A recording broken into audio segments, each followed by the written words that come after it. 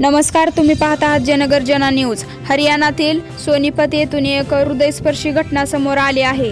Waste Ramnagar परिसरातील वृद्धाश्रमात राहणाऱ्या 74 वर्षीय वृद्धाचे निधन झाले। त्यांच्या निधनानंतर त्यांच्या कुटुंबातील मुली अंत्यसंस्कारासाठी वेळेत पोहोचू शकल्या नाहीत। वेस्ट रामनगर येथील एका वृद्धाश्रमात राहणारे 74 वर्षीय माजी कापड व्यावसायिक शिवचरण गुप्ता यांचे दीर्घ आजाराने निधन झाले। मृत्यूच्या शेवटच्या क्षणी आपल्या 3 मुलींनी भेटावे ही त्यांची आस मात्र अपूर्णच राहिली।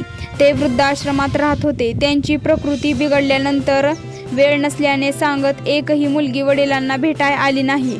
मुली अंत्यसंस्कारासाठी पोहोचल्या नाहीत, त्याऐवजी त्यांनी वडिलांच्या अंत्यसंस्काराचा व्हिडिओ पाठवण्याची विनंती केली। ही घटना कुटुंबियांपासून दूर राहणाऱ्या वृद्धांच्या आयुष्याचा आणि त्यांच्या शेवटच्या काळातील परिस्थितीचा गंभीर प्रश्न समोर आणतो।